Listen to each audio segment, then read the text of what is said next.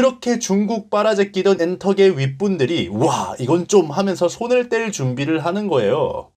뿅. 유튜브 시청자 여러분들 반갑습니다. 인중입니다. 여러분 제가 늘 하던 말들이 있죠. 제 채널을 많이 사랑해주시는 분들이라면 모두 알 겁니다. 맞습니다. K-POP 산업에 중국 자본 멀리하는 게 좋다라는 거였습니다. 최근 한 1년 사이에 중국 동북공정 문제, 중국인 아이돌들의 여러가지 정치적인 발언 이런 것들로 인해서 많은 사람들이 중국인 아이돌에 대한 반감을 가지게 되셨을 겁니다. 그런데 저는 그런 문제가 나오기 전부터 중국 자본에 대한 이야기를 하고 다녔고 중국 돈을 받고 진행했던 K-POP 산업들의 현장 진행이 얼마나 말도 안 되는 방식으로 중국인들 마음대로 변해서 망가지는가, 중국인 아이돌을 쓰는 것에 대한 폐해 이런 부분들을 늘 이야기를 했습니다. 한 3년 정도 됐죠. 이런 이야기를 한 게. 그런데 이런 걸 유튜브에서만 깨작깨작 이야기하고 그러고 다니지 않았습니다. 저는 엔터 관계자들을 만나도 가감없이 이런 이야기를 합니다. 유튜브 유명세를 얻고 나서 힘을 받아서 그런 이야기를 더 많이 해요. 이젠 문화산업대학의 교수들과 만나서도 이야기를 하고 있고 엔터 고위 관계자, 이사,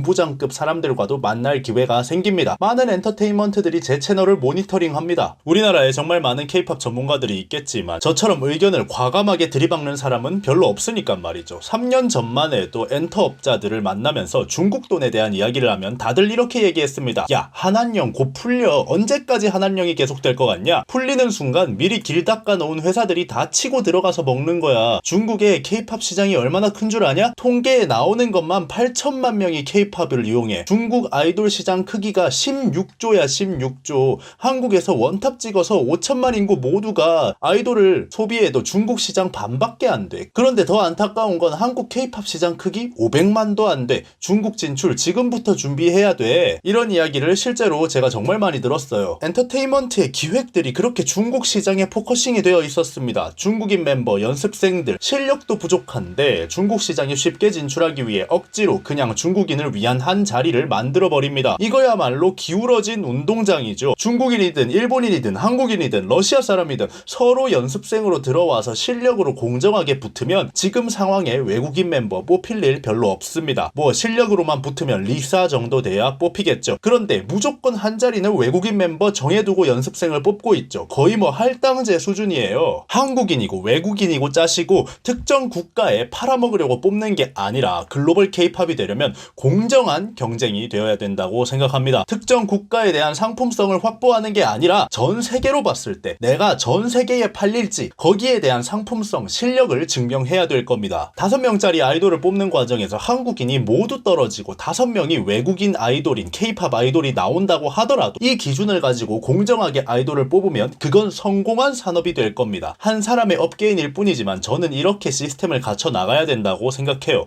그리고 이 기준을 적용하면 현재로서는 살아남는 외국인 아이돌 몇 명 없을 겁니다. 하지만 살아남은 외국인 아이돌은 리사처럼 압도적인 실력을 가지고 있을 거고 살아남았다는 이유가 그 멤버의 상품성과 실력을 증명할 겁니다. 그 누구도 이 시스템의 실력에 대한 불만을 가지지 못할 겁니다. 자, 여튼 제가 생각하는 아이돌을 뽑는 기준은 한국인, 외국인 그런 문제가 아니라 특정 국가에 팔아먹기 위해서가 아니라 글로벌에 맞춰진 전체적인 실력과 상품성을 가졌냐 이게 기준이 되어야 한다는 겁니다. 일단 지금 뽑히는 중국 아이돌하고 거리가 많이 멀죠. 그런데 요즘 시진핑이 자기가 황제가 되기 위해 본인들 문화를 다 부수고 있죠. 거기에 대해서 제가 한 3편 정도 영상을 만들었습니다. 자세한 걸 봐주시면 될 것 같고 그 문화 부수기의 중심에 아이돌 산업이 들어가 있습니다. 그러다 보니까 이제 와서 엔터업계에서 무슨 이야기가 나오냐, 중국 시장 가치가 떨어진다, 중국인 멤버 굳이 뽑아야 되나, 이런 이야기들이 드디어 나오고 있습니다. 한번 같이 알아보시죠. 뿅. 자, 중국 관련해서 제가 한 3년 전쯤부터 이런 부분을 이야기할 때 단 하나의 기사도 중국인 아이돌을 비판하는 기사가 정말 단 하나도 써진 적이 없습니다. 뭐 비둘기 빤스런 이런 기사는 나왔어도 중국 자본을 왜 받으면 안 되는지 그런 부분에 대해서 부정적인 기사가 나온 적이 없어요. 아까도 말했지만 모든 엔터는 중국 진출을 희망했기 때문에 기사가 나올 일이 없었죠. 그냥 저만 외치고 다녔습니다. 그런데 최근에 드디어 엔터 관련 기사에 이런 기사가 하나 뜨게 됩니다.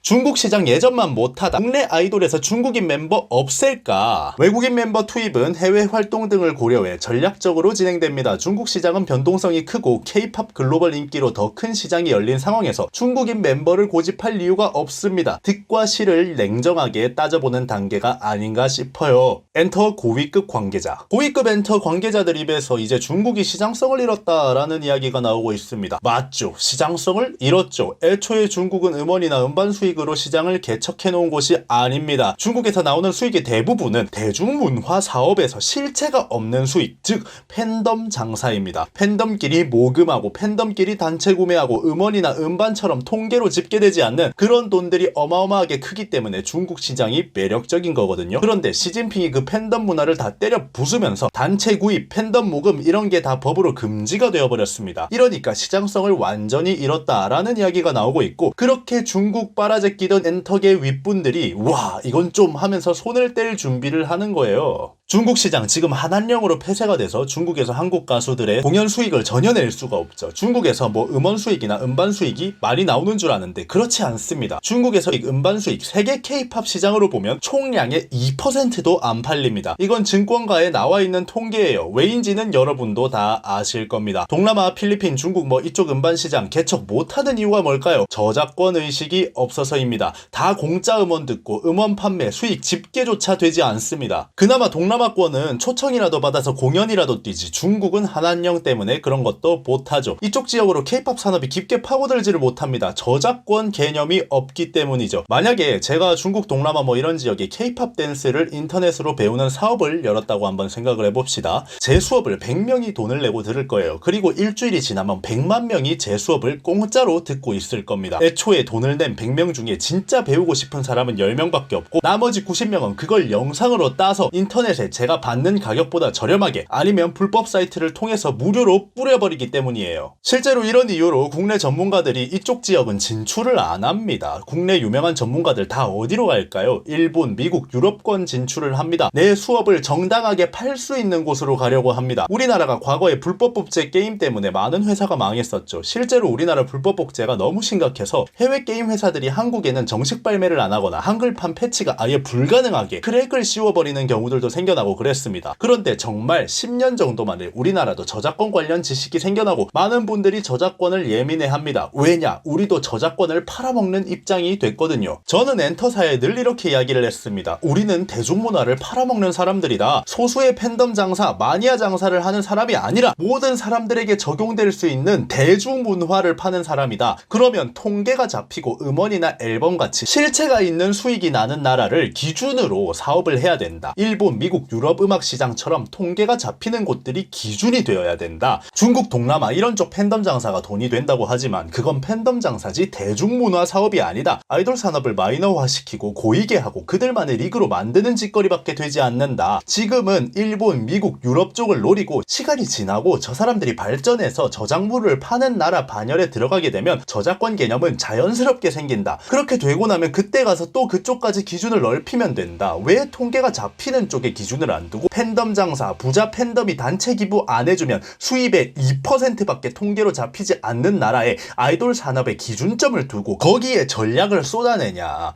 팬덤은 대중문화 산업을 하면 자연스럽게 형성되는 거고 그들 중에 큰 돈을 쓰는 사람이 생겨나는 건 부가적인 거다. 플러스 알파 수익으로 쳐야 되는 거지 이 사람들이 쓰는 돈이 주 수익이 되면 결국 대중문화가 아니라 마이너 문화, 지금 일본 아이돌이 되는 거 아니겠냐.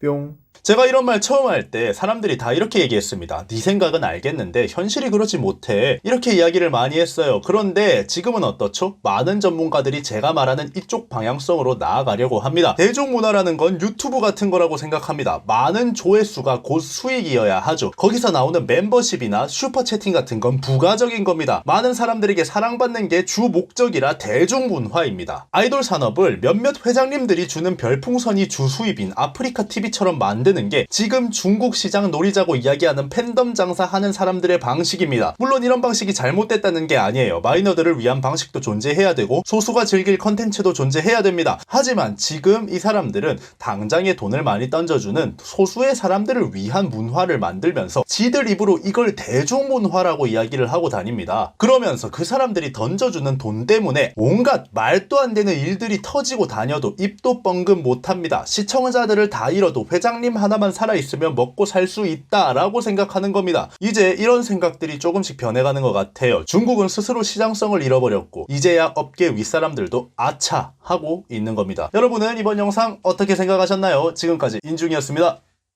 감사합니다.